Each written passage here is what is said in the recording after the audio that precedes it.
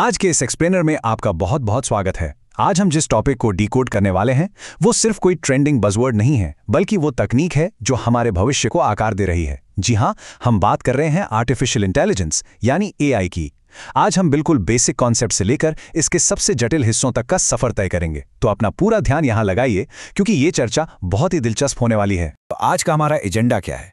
सबसे पहले artificial intelligence क्या है, दूसरा एआई के मुख्य दृष्टिकोण, तीसरा इसके प्रमुख उपयोग, और फिर एआई की शाखाएं भाग 1 और एआई की शाखाएं भाग 2। चलिए शुरू करते हैं। भाग 1, आखिर ये आर्टिफिशियल इंटेलिजेंस है क्या? इस सवाल का सबसे बेहतरीन जवाब हमें एआई के जनक जॉन मैकार्थी से मिलता है। उन्होंने इसे बहुत ही शानदार तरीके से परिभाषित किया था।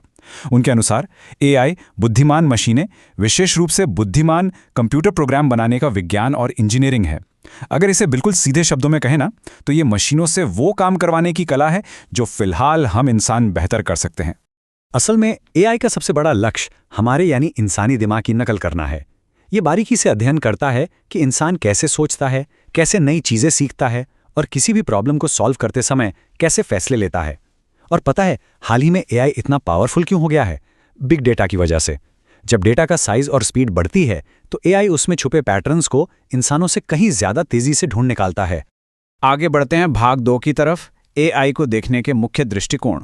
एआई को हम मुख्य रूप से 2 अलग अलग नजरियों से देख सकते हैं। अगर आप बिजनेस के नजरिए से देखें तो एआई बस कुछ बहुत ही पावरफुल टूल्स और तरीकों का एक सेट है जो बड़ी बड़ी व्यावसायिक समस्याओं को चुटकियों में सुलझा देता है।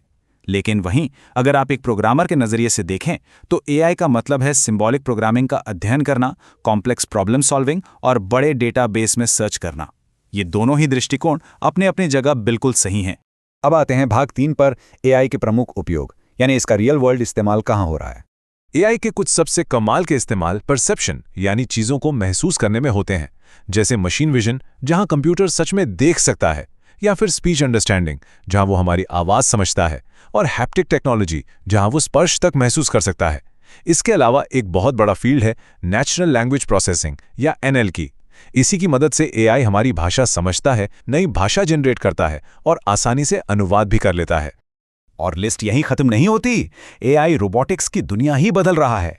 ये जटिल कामों की प्लानिंग कर सकता है, एक्सपर्ट सिस्टम्स और मशीन लर्निंग तो है ही, यहां तक कि ये मुश्किल गणितीय प्रमेयों को भी साबित कर सकता है। सिंबॉलिक मैथमेटिक्स को हल करने से लेकर चेस जैसे दिमागी खेल खेलने तक एआई लिटरली हर जगह है। ये वाकई हैरान कर देने वाला है। अब ये सब सुनने के बाद आपके दिमाग में भी ये सवाल जरूर खटक रहा होगा कि एआई ये सारे असंभव से लगने वाले काम आखिर कर कैसे लेता है। एक ही तकनीक शतरंज भी खेल रही है और भाषा का अनुवाद भी कर रही है, ये कैसे पॉसिबल है? यहीं से शुरू होता है हमारा भाग 4, एआई की शाखाएं, पार्ट 1। चलिए इसके अंदर झांक कर देखते हैं। एआई की सबसे बेसिक ब्रांच है लॉजिकल एआई। इसमें होता क्या है कि किसी भी स्थिति के तथ्यों और लक्ष्यों को गणित के लॉजिकल वाक्यों में बदल दिया जाता है। फिर प्रोग्राम खुद तय करता है कि लक्ष्य तक पहुंचने के लिए कौन सा कदम उठाना सही रहेगा। दूसरी ब्रांच है सर्च। एआई प्रोग्राम्स अक्सर एक साथ लाखों संभावनाओं की जांच करते हैं, बिल्कुल वैसे ही जैसे शतरंज के खेल में एक कंप्यूटर अपनी अगली चाल चलने से पहले लाखों संभावित चालों को कुछ ही सेकंड में खंगाल लेता है। इसके बाद आता है पैटर्न रिकग्निशन।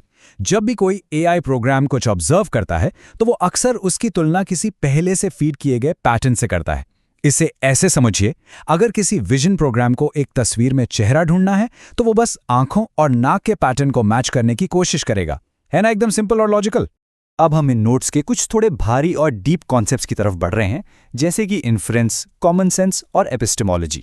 तो एआई इन्फरेंस यानी अनुमान कैसे लगाता है? देखिए, 1970 के दशक से पहले एआई मोनोटोनिक रीजनिंग का इस्तेमाल करता था। इसका मतलब था कि एक बार जो निष्कर्ष निकाल लिया गया वो फिक्स हो गया।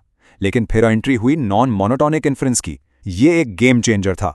इसमें एआई एक डिफ़ॉल्ट निष्कर्ष तो निकालता है, लेकिन अगर बाद में कोई नया या अलग सबूत मिल जाए तो वो अपने ही निष्कर्ष को वापस भी ले सकता है। इसे एक बहुत ही मजेदार उदाहरण से समझते हैं। पेंगुइन का जो उदाहरण है वो एकदम परफेक्ट है। डिफ़ॉल्ट रीजनिंग कहती है पक्षी उड़ते हैं, तो एआई मान लेगा कि पक्षी है तो उड़ेगा। लेकिन अगर उसे पता चले कि वो पक्षी असल में एक पेंगुइन है तो वो तुरंत अपने उड़ने वाले निष्कर्ष को वापस ले लेगा। ये फ्लेक्सिबिलिटी बहुत जरूरी है। सर्कमस्क्रिप्शन भी इसी तरह की रीजनिंग का एक रूप है। और अब हमारा आखिरी सेक्शन, भाग 5, एआई की शाखाएं, पार्ट 2। एआई का एक बहुत बड़ा फोकस है अनुभव से सीखना। हालांकि अभी भी एआई सिर्फ वही चीजें सीख सकता है जो उसे फॉर्मल तरीके से समझाई जा सके, इसलिए ये अभी थोड़ा लिमिटेड है। इसके साथ ही एक और अहम हिस्सा है प्लानिंग।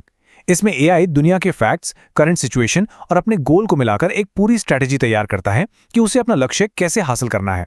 फिर कुछ थोड़ी दार्शनिक लेकिन बहुत ही तकनीकी शाखाएं आती हैं, जैसे एपिस्टेमोलॉजी। सुनने में भारी शब्द लगता है ना, लेकिन इसका सीधा सा मतलब है उन सभी तरह के ज्ञान का अध्ययन करना जो वास्तविक दुनिया की समस्याओं को सुलझाने के लिए जरूरी हैं। ये एआई को ये तय करने में मदद करता है कि उससे आखिर जानना क्या क्या है। इसी से जुड़ी एक और ब्रांच है ऑन्टोलॉजी। ये इस बात का अध्ययन है कि इस दुनिया में क्या क्या चीजें मौजूद हैं और उनके बेसिक गुण क्या हैं। क्योंकि एआई को अलग अलग तरह की चीज़ों और डेटा का साथ काम करना होता है, इसलिए 1990s के दशक के बाद से एआई फील्ड में ऑन्टोलॉजी का महत्व बहुत ज़्यादा बढ़ गया है। एक और टर्म जो आप अक्सर सुनेंगे वो है ह्यूरिस्टिक्स। ह्यूरिस्टिक्स असल में किसी प्रोग्राम के अंदर गहराई में छिपे किसी आइडिया को खोजने का एक बड़ा ही प्रैक्टिकल तरीका है। एआई में सर्च को तेज और कुशल बनाने के लिए ह्यूरिस्टिक फंक्शंस का बहुत भारी इस्तेमाल किया जाता है। लेकिन सब शानदार अचीवमेंट्स के बावजूद एक बहुत ही हैरान करने वाली सच्चाई है, कॉमन सेंस। जी हां, कॉमन सेंस, नॉलेज और रीजनिंग ही वो इकलौता क्षेत्र है जहां एआई आज भी इंसानों से मीलों दूर है। 1950 के दशक से इस पर रिसर्च हो रही है, लेकिन नोट्स एकदम क्लियर बताते हैं कि एआई में इंसान जैसा कॉमन सेंस डालने के लिए अभी हमें और भी कई नए और क्रांतिकारी विचारों की जरूरत है। तो इस पूरे एक्सप्लेनर के आखिर में मैं आपको एक बहुत ही गहरे सवाल के साथ छोड़ना चाहता हूं।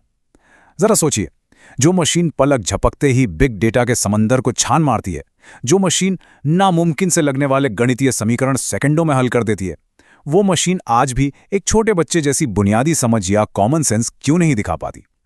इंसानी दिमाग में ऐसा क्या खास है जो अभी भी मशीनों की पकड़ से बाहर है? इस पर जरूर गौर कीजिएगा। मुझे उम्मीद है आज का ये एक्सप्लेनर आपको पसंद आया होगा। हमारे साथ जुड़ने के लिए आपका बहुत बहुत शुक्रिया।